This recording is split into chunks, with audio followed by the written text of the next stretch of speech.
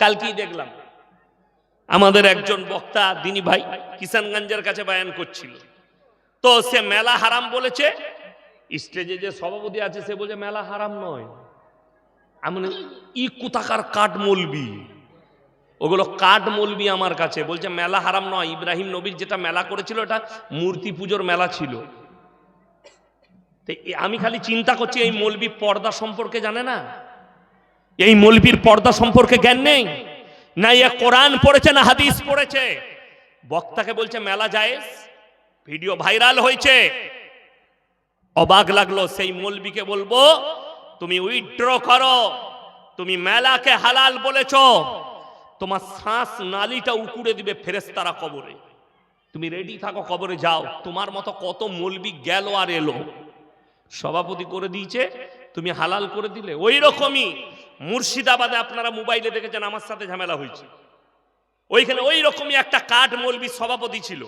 সে আমাকে বলছে গ্রামে তো দোকান থাকে, মেয়েরা তো দোকানে বাজার করতে যায়, তো ওটার বেলায় আমি বললাম তোর বউ গ্রামে বাজার করতে যায় এটার লেগে শরীয়ত দায়ী নয়, এটার জন্য তুমি দায়ী।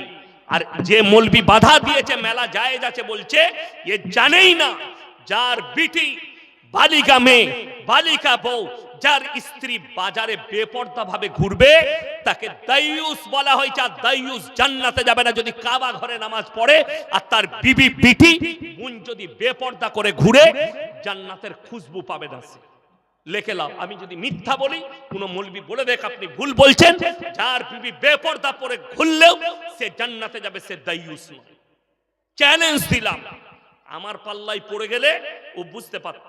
ও বক্তা তো ঠান্ডা মিজাজি, হালকার উপর দিয়ে হেসে চালিয়ে দিয়েছে। আমার পাল্লাই পড়লে বুঝতে পারত যে কার পাল্লাই পড়েছে। কত বড় আস্পর্ধা, মেলাকে জায়েজ করছো অপরাধ, আবার মৌলবিকে দাবি দিয়ে ওটাকে জায়েজ করতে চাইছো। নারী পুরুষ এক কাছে যেখানে হবে, পর নারী আর পর পুরুষ এক কাছে হলে তৃতীয় নম্বর যে হাজিরি দিবে তার নাম হচ্ছে শয়তান। কোরআনে আছে ইন্নাশ শাইতানা লিল ইনসানি আদুব্বুম মুবিন, শয়তান মানুষের প্রকাশ্য দুশমন। যে মনে মনে ভাবছেন একটা 13 বছরের 15 বছরের মেয়েরা যুবকরা তারা বাজারে ঘুরলে, তারা একটু দোকান বসিয়েছে ঘুরলে, একসাথে ঘুরলে অসুবিধা কোথায়? তাকে আমি জিজ্ঞেস করছি যে 13 বছরের মেয়েটা বালিক কি নাম? যদি বলো না বালক, তাহলে তুমিও বালক হওনি, 80 বছর হবে তবে তুমি বালিক হবে। একটা মেয়ে 10 বছর বয়স হলে তার জন্য নামাজ ফরজ হয়ে যায়। 10 বছরে বালিকান করিবা, 12 বছর হলে বাচ্চা ধারণ করার ক্ষমতা নিয়ে আসে একটা ছেলে আর মেয়ে। আর তুমি বলছো আমার 13 বছরের মেয়ে মাথার চুল খুলে ঠোঁট পালিশ লাগিয়ে বিনা উন্নায় বিনা পর্দায় বাজারে ঘুরে বেড়াবে। এই মেলাটা শুধু হারাম নয়, মেয়েরা বিনা কারণে বাজারে যেতে পাবে না, বাজার করতে পাবে না। তোমার বউ বাজার করতে যায় এটা তোমার ব্যর্থতা, তোমার বিবি দোকান যায় এটা তোমার ব্যর্থতা। এটা শরীয়তের ব্যর্থতা নয়, ইসলামের ব্যর্থতা নয়। আমি ইয়াসিন, আমার বউ বেপর্দা ঘুরে বেড়াই, এটা আমার ব্যর্থতা, এটা ইসলামের ব্যর্থতা নয়। খুব সাবধান, কথা বললে মেপে বলবেন, কথা বললে ভেবে বলবেন। কার কথা বলছেন? বাজারের কথা। আরে নারীরা 3টে কারণ ছাড়া বাড়ির বাইরেই যেতে পাবে না। নাম্বার 1, সেটা হচ্ছে যদি নিজের শরীর অসুস্থ হয় পর্দার সহিত ডাক্তারের কাছে যেতে পাবে। নাম্বার 2, সেটা হচ্ছে কাছের আত্মীয় মারা গেলে যেতে পাবে পর্দার সহিত, নিকটতম আত্মীয়, দূরবর্তী নয়, কাছের আত্মীয়। নাম্বার 3, সেটা হচ্ছে হজ ফরজ হলে হজ করতে যাবে। আমার বন্ধুগণ, আমার ভাই, নিকটতম আত্মীয়। আপনি ইমানদারির সঙ্গে বলুন তো, মরা ঘরে ভিড় কাদের বেশি হয়? কথা বলে না?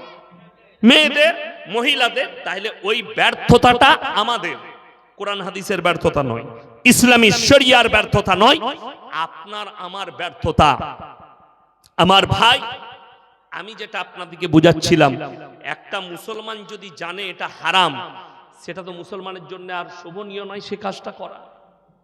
যদিও করে জিদ করে, আরে মৌলবীরা বলছে বলুক, আমরা আমাদের কাজ করব।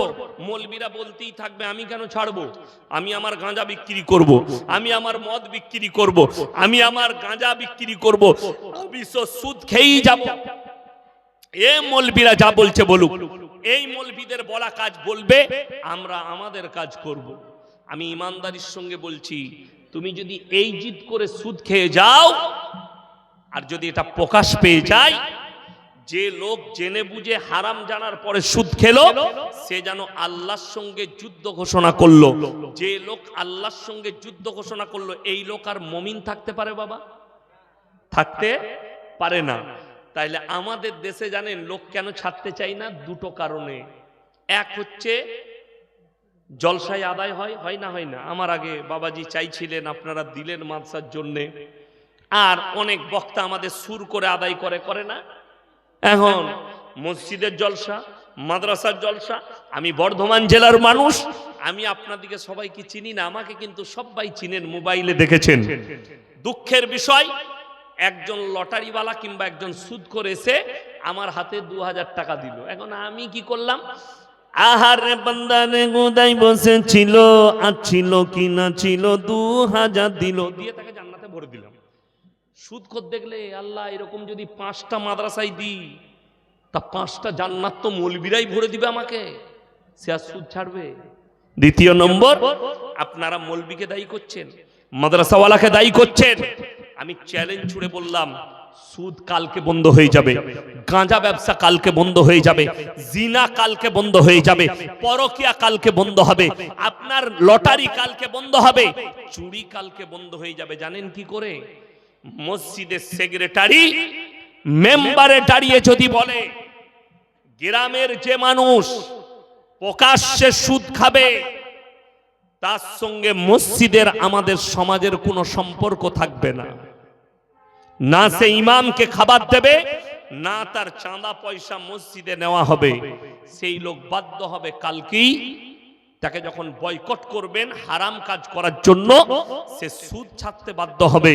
কেউ যদি লটারির ব্যবসা করে প্রকাশ্যে, তাকে ডাঁটছে বলুন, না তুমি ইমামকে খাবার দিতে পাবে, না তোমার চাঁদা নেওয়া যাবে, যেহেতু তুমি হারাম ব্যবসা প্রকাশ্য করছো, যেটা ইসলামী শরীয়তে হারাম।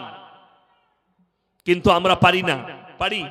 কোন মসজিদের সেক্রেটারি বলতে পারবে? দুঃখ তো ওইটাই। হাদিস শুনেলেন, কিয়ামতের পূর্বে, কিয়ামতের মারাত্মক আলামতের মধ্যে একটা আলামত, অশিক্ষিত মূর্খরা সমাজের নেতৃত্ব দিবে, আর শিক্ষিতরা চুপচাপ বসে দেখতে থাকবে। আজকে তো সেটাই হয়েছে। বড় কষ্ট লাগে বলতে। বিহারের নাম শুনেছেন তো? ঝাড়খণ্ড বিহার পাশাপাশি, আগে একটাই ছিল, ভাগ হয়ে ঝাড়খণ্ড হয়েছে। ধানবাদ জেলা আমার বাড়ি থেকে 200 কিলোমিটার, হাইওয়ের ওপরে, দিল্লি রোডের ওপরে ধানবাদ। ওখান থেকে একটা থানার নাম আছে চন্দন কিয়ারি, ওখানে একটা গ্রাম আছে নোডিহা বলে, বড় গ্রাম, মুসলিম গ্রাম। তো সেই গ্রামে আমি জালসায় গিয়েছিলাম, গিয়ে জানতে পারলাম এই গ্রামে 1000-এর বেশি আলেম হাফেজ আছে, বড় বড় আলেম। তো স্টেজ দেখলাম বিরাট করেছে, সেখানে 40-50টা আলেম হাফেজ আছে। আমি ছিলাম প্রধান বক্তা, লাস্টে চাপবো। রাত 12টা থেকে 2টো আমার টাইম দিয়েছে, আমি বিকেল 4টায় পৌঁছেছি। বিশ্বাস করুন, আল্লাহর কসম, রাত 2টো পর্যন্ত ছিলাম। মাজমা তো মাজমা দূর, পুরো গ্রামে মহল্লায় একটা 10 বছরের মেয়েকেও আমি রাস্তায় দেখতে পাই। আল্লাহ সাক্ষী। আমি বয়ান শেষ করার পরে আমার একজন বন্ধু ছিলেন, মুফতি মনজর আলম কাসমি, সাথী, খুব কাছের মানুষ।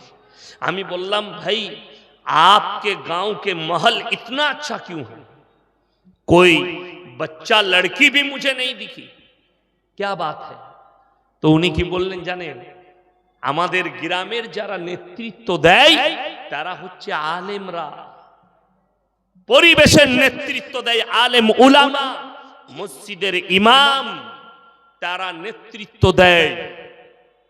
মেয়েদের জন্য আলাদা একটা ঘর তৈরি করেছে, যেটার মধ্যে বাচ্চা মেয়েরা, বয়স্ক মেয়েরা তালিম হাসিল করবে, মেয়েরাই তাদেরকে তালিম দিবে। এমন ব্যবস্থাপনা করেছে।